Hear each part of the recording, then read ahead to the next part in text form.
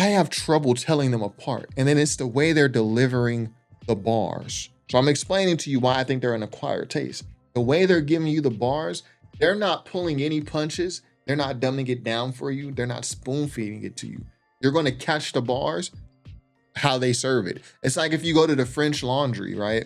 Which is a Michelin star restaurant. You're not picking, oh, I want this off the menu, that off the menu. No, you get what we're serving tonight. You get what we're serving. We're serving a certain dish tonight, a certain 8-course dish tonight. If this ain't what you eat, you got to eat somewhere else. It's the French Laundry. It's not you picking items off a menu. That's kind of like what the Clipse is, right? They're not holding your hand through it. And the lyrics are dense. They're almost indistinguishable tonally in the way they rap from each other. They're giving you all this content and they're not really holding your hands. Like they're not dropping the beat on the punchline. They're not saying the punchline louder so you catch that it's a punchline. No, they're giving you the bar, the punchline, the same way they give you all the other bars. It's not really for a casual ear. And then on top of that, the bars themselves are so dense. There's entendres, there's like these off the wall references, like the Fakasha and the Mahatma references, which then goes into the Nirvana references. Like they're talking about lab diamonds and Glock 27s, like specific models, not just, oh, we got the Glick, no, Glock 27, snug in the waistline, da da da da. I've been both sides of Mason Betha. Like it's a lot there that they're saying. And on top of that, some of the bars they're delivering to you like it's a riddle. Like they're giving it to you, but there's a little bit left for the user to interpret themselves. So that's why I say they're an acquired taste. And again, even for me, it took me a while to appreciate rappers like this. The same critiques that I've said about Pusha T, I had about Black Thought and I had about Fontaine. And I love these guys' music now. I'm just saying I can understand why this wouldn't be for everyone, right? Like, I challenge y'all to go compare this Clipse album to the last Pusha T solo album. That album, it don't hit the same. And I feel like Pharrell being super involved in this Clipse album is a reason why this is way better than that It's Almost Dry album. You could tell this is a very important album for Pharrell. You could tell he really took his time for this album, because it's not like he just came and gave Pusha T beats. On that other Pusha T album, I think it's called It's Almost Dry. It's a Pusha T solo album. It's not a Clipse album. I feel like even though Pusha T had great producers on that album, including Pharrell, it didn't feel like those producers really catered the album for him. Like it didn't feel like they curated the album for Pusha T on that It's Almost Dry. It kind of just felt like they gave him beats and he rapped over the beats, which is cool, which is fine. But on this Clipse album, no, it felt like Pharrell had as much of a say in this album as Malice or Pusha T did individually. I am a one-man show. I record, edit the video myself, create the thumbnail, everything. So hitting like and subscribe does help a bunch. Thanks so much. Back to the video. So we're at a point in hip hop where things are either going to trend one of two ways. Either this type of lyrical rap, that you see from the Clipse, Pusha T, Kendrick Lamar, J. Cole, either that is going to become the inspiration behind the next wave of artists who come up in hip hop, or it's going to be this younger crowd, the more so Net Spend, Dave Blunt, Yeet, Boss Man, D-Lo type of guys who are less concerned about cohesive albums and depth of lyricism and more so just about fun, catchy, trendy music. And it's hard to tell which way it's going to go. So first, let me start off by saying that this Clipse album is marvelous. It's a great album. I listened to it many times. It's my favorite Clipse project. Clipse doesn't have a project that I like more than this. They have songs that I like more than this, like Popeyes. I understand, I'm backed by popular demand. Minus that Cameron verse. But this is my favorite Clipse project. And Pharrell really put his hand on this project. Pharrell really went above and beyond, more than just making the beats. Like, it feels like Pharrell actually produced, was in the studio, put this here, say this like that, rearrange this verse, involved with sequencing. It felt like Pharrell really had his hands on this album. And that's part of why this album, in my opinion, plays so well. I think this album is the perfect length, right around 40, 45 minutes. So it doesn't overstay its welcome. And a lot of the issues that I normally have with the Clipse with Pusha T, they are in some ways masked, you know, because no rapper is perfect. Everyone has weaknesses. I feel like when they're collaborating with Pharrell, Pusha T specifically, when Pusha T has a really good producer, it seems like a lot of his weaknesses are masked, you know, which is what a great producer is going to do. Pharrell is really putting, even to like little minor things, like the yes on the outro. Pharrell is really placing things on this album, putting stuff here and there that make it feel great, that make it feel like good music, that make it more than just a lyrical, he makes it feel like more than just a lyrical showcase by Pusha T and Malice. And speaking of Malice, it's always great to hear Malice. I always felt like, you know, in those earlier Clipse album, I always felt like Malice was the superior MC to Pusha T. Now Pusha T's pen was there. I mean, his pen was there, but Malice on the mic always felt more polished than Pusha T to me. On this album, I don't really draw that distinction. Now, Malice has some of my favorite verses on this album still, but I feel like Pusha T, in my opinion, has kind of closed that gap on his brother, and they're neck and neck. They're both delivering great verses. They're both rapping really well. The only thing I would say that could be perceived, I guess, as negative is that sometimes I can't tell when I'm listening to Pusha T and when I'm listening to Malice. Like I can't tell them apart on a record. Like there are songs on this album where Pusha T and Malice are rapping back and forth, like on EBITDA. Open the sunroof, wave to my father. Remembering the shipments at the Portsmouth Harbor. And on Chandeliers. The death I breathe, the death I see. Looks so good on you, the coffin wood on you. But without looking at the lyrics of the song, I can't tell you where Pusha T is coming in, where Malice is leaving. They sound very similar vocally, and they have the exact same rap style.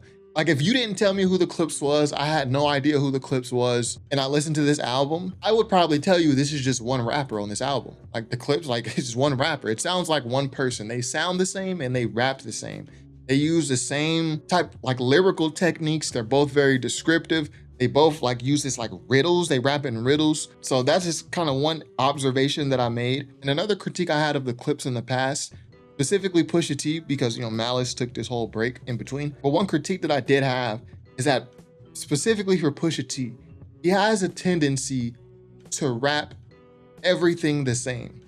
Like he has a tendency to have one static delivery. And I used to have this same critique for Black Thought, for Fonte, before I really delved into their music. But what was stopping me from getting into their music was that, like, yo, they're rapping the same way every time. Like they may switch up their flows, but they have the same delivery. And in the past, it made it to where I couldn't have like extended listening sessions listening to Pusha T because it's like I'm getting the same look every single time. But I feel like on this album, Pharrell kind of saves that.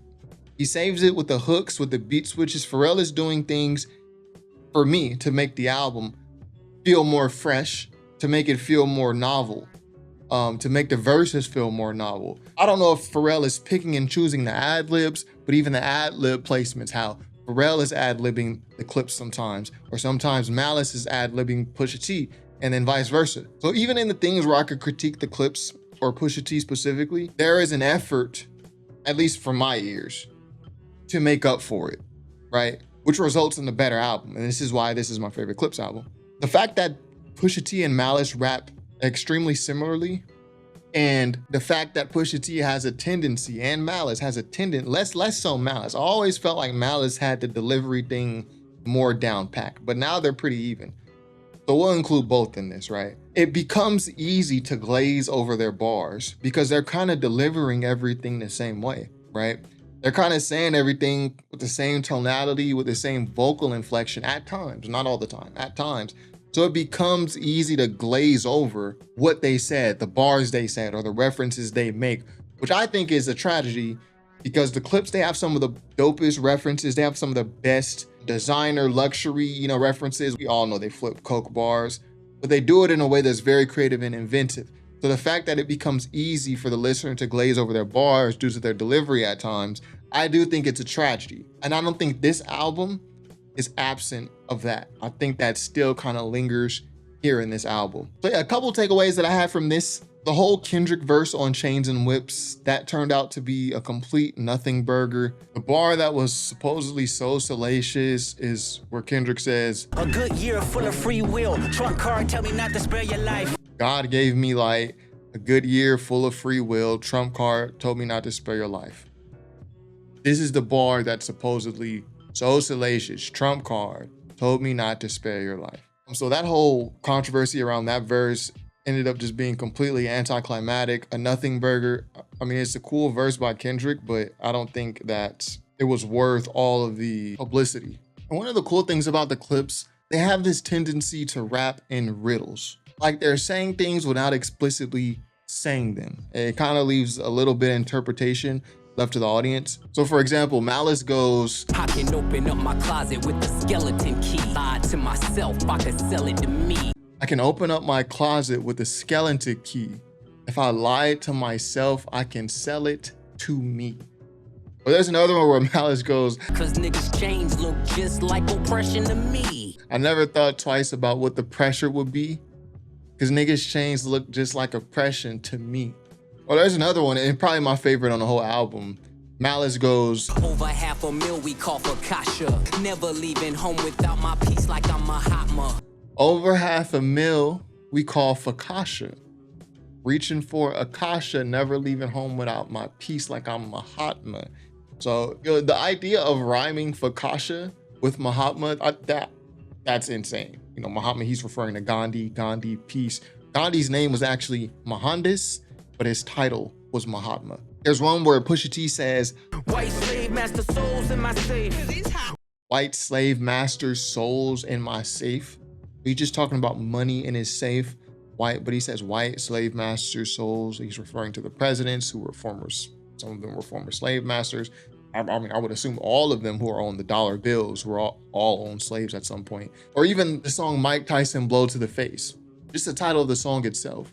Mike Tyson Blow to the Face. They're referring to a Mike Tyson punch, kind of making that a double entendre with blow, which is a synonym for cocaine, blow to the face. I do appreciate the clever bars. I'm someone who's a clever bar connoisseur. I like a clever bar. So this is something that the Clipse does often. But again, I do think sometimes it's drowned out by their delivery.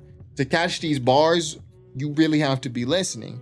Like, it's not, for me at least, and I'm someone who listens to a lot of rap music. I've listened to hundreds and hundreds and hundreds of albums over my life. When I listen to the Clipse, I really have to be tuned in, focused on the lyrics. And that's not a bad thing. Every listening experience shouldn't just be like, yo, I'm just want to relax and bump it in a whip. Some things, yeah, you should have, it should require active listening. With the Clipse, it's that sometimes their delivery, it kind of muddies these bars together. Whereas a rapper with a more varied delivery, they would make these lines stand out a little bit more. And I'm not saying the Clipse's delivery is bad. I'm saying it's just the same a lot of the times. It's the same no matter what they're rapping about. But Pusha T has this song, a very powerful verse, which I'll probably end up doing a separate video on, where he's talking about his mom and his child. My mama cheek, I miss it. I wanna kiss it. V miscarry, we hit it. And then, you know, a miscarriage. He delivers that verse with the same vocal tonality, the same emotion that he delivers a random verse about cocaine, right? This is what I'm talking about. It's not that his delivery is bad or he doesn't know how to stand out on a microphone. No, that's not it. It's that things are just very often rapped the exact same way. Now, one of my favorite songs on the album is POV.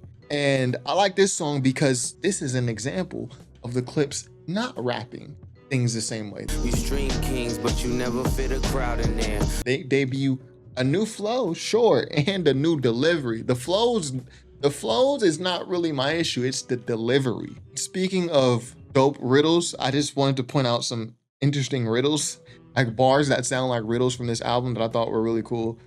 Malice goes, Go get a Glock 27 fits snug in the waistline. Go get her, Glock 27 fits snug in the waistline. A Glock 27, that's concealed carry. I'm more of a Glock 26 type of guy, but the Glock 27, very similar. It shoots 40 instead of 9mm. Index yank till it's numb. Both sticks come with a drum. I was 5'6", shoulder with a chip. Wish a nigga take mine, index yank till it's numb. I think that's just fire, and that's fly. I was 5'6", shoulder with a chip, wish a nigga take my index yanked till it's numb. So he basically saying he got an itchy trigger finger. He's describing his gun, index yanked till it's numb. He's been pulling it so much, it's numb, it's sore. I think that's just a really dope way to say that. Malice continues. Used to call me Windex cause this thing I spray gon' make you change minds. I done seen Hercules run.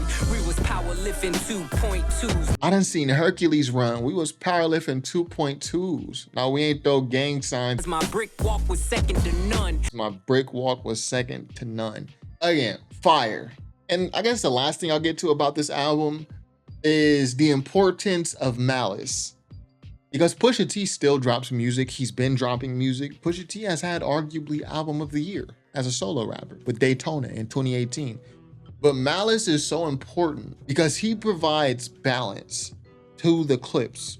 And Pusha T oftentimes will give you both sides, provide balance. But I feel like Pusha T is a little bit, tiny bit more flamboyant. Where it seems like Malice is a little more centered.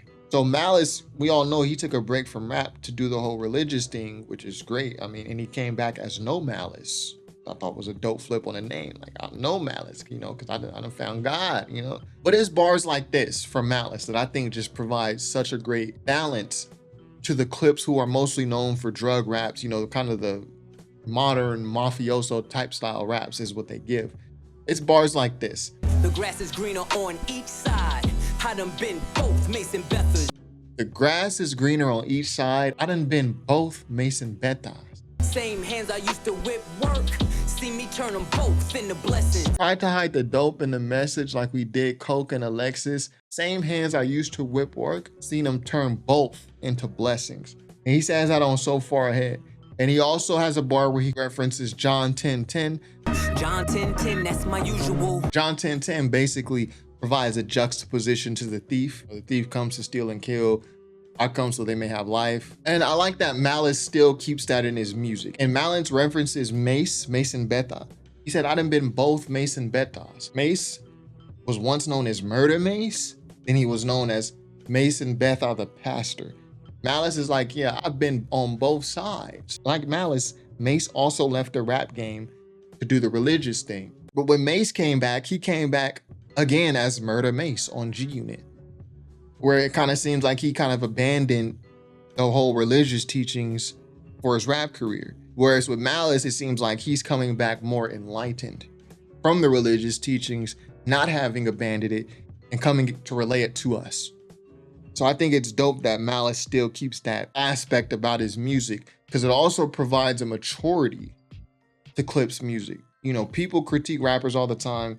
They say, oh, Currency, all he raps about is cannabis. Wiz, all he raps about is cannabis. Drake, all he raps about is, you know, women and people turning on him.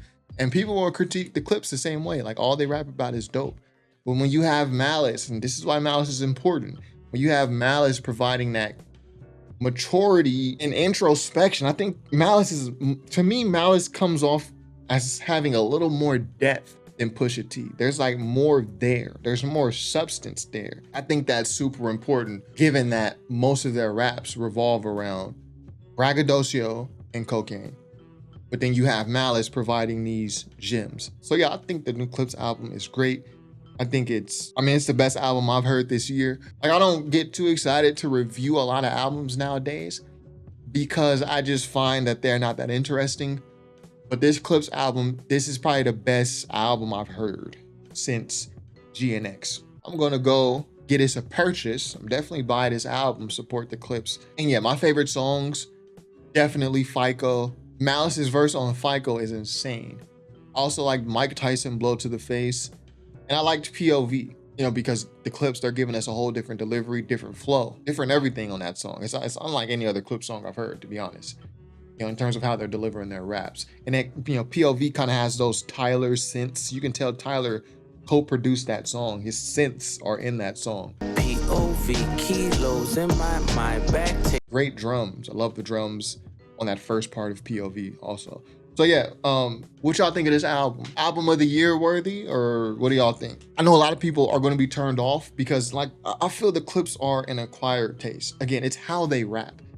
It's how they rap. They're giving you these raps very similarly. You can't really tell one from another. And I've listened to the Clipse and Pusha T for years. Like when Grindin' came out, I was like in elementary school. I've been listening to them that long. I'm a grown man now. I'm far removed from elementary school, but I still cannot tell them apart. Back then I could tell them apart more because Malice sounded like the more polished MC. And Pusha T kind of sounded like he was trying to work his way up to what Malice sounded like back then. Like Pusha T sounds like now what Malice sounded like back then. But even someone like me who has been listening to these guys for like 20 years already, I like this album. I'm gonna go buy this album. I'm gonna have to get the CD because my car still got a CD player.